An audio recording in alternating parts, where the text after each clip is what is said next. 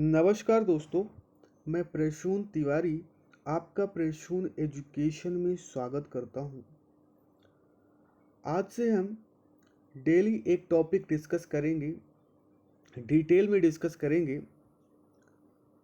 आज से हम एंशिएंट हिस्ट्री चालू करेंगे। आज का टॉपिक है सिंधु घाटी सभ्यता। सिंधु घाटी सभ्यता की खोज का श्रेय दोस्तों दयाराम साहनी जी को जाता है। उन्होंने पुरातत्व सर्वेक्षण विभाग के महानिदेशक सर जॉन मार्शल के निर्देशन में 1921 में इस स्थान की खुदाई करवाई थी। दोस्तों, ये मेरे खुद के बनाए हुए नोट्स हैं। अगर आपको मेरे वीडियो अच्छे लगे तो प्लीज़ मेरे वीडियो को सब्सक्राइब और लाइक करें और बेल आइकॉन को प्रेस करें, जिससे आपको मेरे वीडियो का अपडेट मिलता रहे। सुनिएगा, इस अज्ञात सभ्यता की खोज का श्रेय राय बहादुर दयाराम साहनी को जाता है। उन्होंने ही पुरातत्व सर्वेक्षण विभाग के महानिदेशक सर जॉन मार्शल के निर्देशन में 1921 में इस स्थान की खुदाई करवाई। यह सभ्यता लगभग 2500 ईस्वी पूर्व दक्षिण एशिया के पश्चिमी भाग में फैली हुई थी, जो कि वर्तमान में पाकिस्तान तथा पश्चिमी भारत के नाम से जाना जाता है। ये जो सभ्यता थी दोस्तों, तो जो भारत का पश्चिमी क्षेत्र है उस तरफ फैली हुई थी। सिंधु घाटी सभ्यता मिस्र, मेसोपोटामिया, भारत और चीन की 4 सबसे बड़ी प्राचीन नगरीय सभ्यताओं से भी अधिक उन्नत थी। मतलब जो ये 4 सभ्यताएं थीं, इनसे भी अधिक विकसित या बोल सकते हैं कि विकासशील सभ्यता थी। 1920 में भारतीय पुरातत्व विभाग द्वारा किए गए सिंधु घाटी के उत्खनन से प्राप्त अवशेषों से हड़प्पा तथा मोहनजोदड़ो जैसे 2 प्राचीन नगरों की खोज हुई। दोस्तों, क्या होता है, 1920 में पुरातत्व विभाग, भारतीय पुरातत्व विभाग जब वहां पे खुदाई करवाता है तो वहां से प्राप्त अवशेष हड़प्पा तथा मोहनजोदड़ो जैसे 2 प्राचीन नगरों की खोज करते हैं। ये भारतीय पुरातत्व विभाग के तत्कालीन डायरेक्टर, जो उस समय के तत्कालीन डायरेक्टर थे, जनरल जॉन मार्शल ने सन 1924 में सिंधु घाटी में एक नई सभ्यता की खोज की घोषणा की। इन्होंने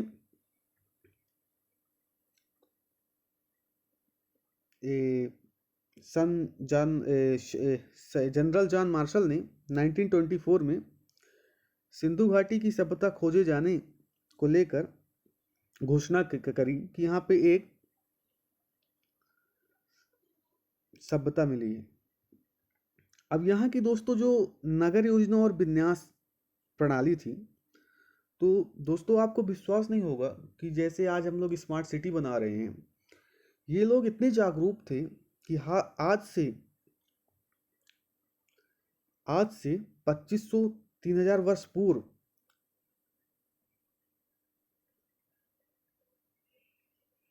2500 ईस्वी पूर्व, मतलब ये लोग इतने विकासशील थे कि इनकी जो नगरीय योजना थी ना, वो आज के स्मार्ट सिटी जैसे ही थी। सुनिएगा आप, हड़प्पाई सभ्यता अपनी नगरीय योजना प्रणाली के लिए जानी जाती है। मोहनजोदड़ो और हड़प्पा के नगरों में अपने अपने दुर्ग थे, जो नगर से कुछ ऊंचाई पर स्थित होते थे, जिसमें अनुमानतः उच्च वर्ग के लोग निवास करते थे। मतलब इन दोनों सभ्यताओं में, मोहनजोदड़ो और हड़प्पा में, ऊंचे ऊंचे दुर्ग थे। जो लोग ऊंचाई पर रहते थे वे उच्च वर्ग के होते थे, और जो दुर्ग से नीचे रहते थे तो वो ईंटों से निर्मित नगर होते थे, जिनमें समान लोग निवास करते थे। मतलब जो उच्च पद के लोग रहते थे तो वो ऊंचे दुर्ग में निवास करते थे, और जो निम्न पद के लोग रहते थे वो निम्न क्षेत्र में निवास करते थे। हड़प्पा सभ्यता की एक ध्यान योग्य बात यह भी है दोस्तों कि इस सभ्यता में ग्रिड प्रणाली मौजूद थी, जिसके अंतर्गत सड़कें एक दूसरे को समकोण पर काटती थी। आज के जो सिविल इंजीनियर हैं यह इस प्रणाली का यूज करते हैं। सोचो कितनी विकसित रही होगी ये सभ्यता। दोस्तों ये मेरे खुद के बनाए हुए नोट्स हैं और ये MPPSC pre all competitive exam सबके लिए वेरी वेरी बेनिफिट है आपके लिए। तो अगर आपको अच्छा लगता है तो प्लीज़ सब्सक्राइब करिएगा।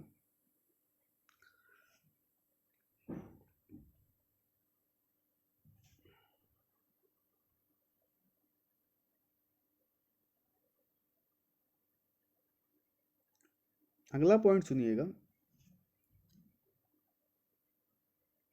अन्न भंडारों का निर्माण हड़प्पा सभ्यता के नगरों की प्रमुख विशेषता थी। जली हुई ईंटों का प्रयोग हड़प्पा सभ्यता की एक प्रमुख विशेषता थी, क्योंकि समकालीन मिस्र में मकानों के निर्माण के लिए शुष्क ईंटों का प्रयोग होता था। हड़प्पा सभ्यता में जल निकासी प्रणाली बहुत प्रभावी थी। दोस्तों इतनी विकसित सभ्यता थी कि एक दूसरे जो कॉलोनी का जल होता था ना, जैसे अब बाहर निकलता है आज के भी ज़माने में, ये लोग पहले बना चुके थे। हर छोटे और बड़े घर के अंदर स्वयं का स्नानागार और आंगन होता था। ये सब पहले था इनके पास, स्नानागार और आंगन। और कालीबंगा के बहुत से घरों में कुएं नहीं पाए जाते थे। कुछ स्थान जैसे लोथल हो गया और धौलावीरा हो गया, संपूर्ण विन्यास मजबूत और नगर दीवारों द्वारा भागों में विभाजित था, बाउंड्रेशन था। अब कृषि से रिलेटेड कुछ इंपॉर्टेंट पॉइंट सुनिएगा। हड़प्पाई गांव मुख्यतः प्लावन मैदानों के पास स्थित थे, तो इसका इनको बेनिफिट मिलता था दोस्तों। इससे ये जो पर्याप्त मात्रा में अनाज का उत्पादन कर पाते थे। गेहूं, जौ, सरसों, तिल, मसूर आदि का उत्पादन होता था। गुजरात के कुछ स्थानों में बाजरा उत्पादन के संकेत भी मिले हैं, और जबकि यहाँ चावल के प्रयोग के संकेत तुलनात्मक रूप से बहुत ही दुर्लभ मिलते हैं। सिंधु सभ्यता के मनुष्यों ने सर्वप्रथम कपास की खेती प्रारंभ की थी। मतलब इन्होंने, सिंधु सभ्यता के लोग कपास की खेती प्रारंभ की थी। वास्तविक कृषि परंपराओं को पुनर्निर्मित करना कठिन होता है, क्योंकि कृषि की प्रधानता का मापन इसके अनाज उत्पादन क्षमता के आधार पर किया जाता है। मोहरों और टेराकोटा की मूर्तियों पर सांड के चित्र मिले हैं। पुरातात्विक खुदाई से बैलों से जुते हुए खेत के साक्ष्य मिले हैं। मतलब ऐसा जो वहाँ पे साक्ष्य मिले हैं तो ये दर्शाते हैं कि वहाँ पे बैलों के द्वारा खेती होती थी। जुते हुए खेत मिले हैं, सांड के चित्र भी मिले हैं। हड़प्पा सभ्यता के अधिकतम स्थान अर्धशुष्क क्षेत्रों में मिले हैं, जहां खेती के लिए सिंचाई की आवश्यकता होती है। नहरों के अवशेष हड़प्पाई स्थल सोर्तगई अफगानिस्तान में पाए गए हैं। जो नहरों के अवशेष पाए गए हैं वो अफगानिस्तान क्षेत्र में पाए गए हैं, लेकिन पंजाब और सिंध में नहरों के अवशेष नहीं पाए गए। अगला पॉइंट है, हड़प्पाई लोग कृषि के साथ साथ बड़े पैमाने पर पशुपालन भी करते थे। ये लोग कृषि तो करते थे, साथ साथ पशु भी पालते थे। यहाँ पे पशु से रिलेटेड कुछ साक्ष्य मिले हैं। घोड़े के साक्ष्य सूक्ष्म रूप में मोहनजोदड़ो और लोथल की एक संशय युक्त टेराकोटा की मूर्ति से मिले हैं। हड़प्पाई संस्कृति किसी भी स्थिति में अश्व केंद्रित नहीं थी। जो इनकी अर्थव्यवस्था थी, अर्थव्यवस्था से रिलेटेड इंपॉर्टेंट पॉइंट सुनिएगा। अनगिनत संख्या में मिली मुहरें, एक समान लिपि, वजन और मापन की विधियों से सिंधु घाटी सभ्यता के लोगों के जीवन में व्यापार के महत्व के बारे में पता चलता है। सोचो आप कि उस समय वजन का, मापने का आविष्कार हो चुका था।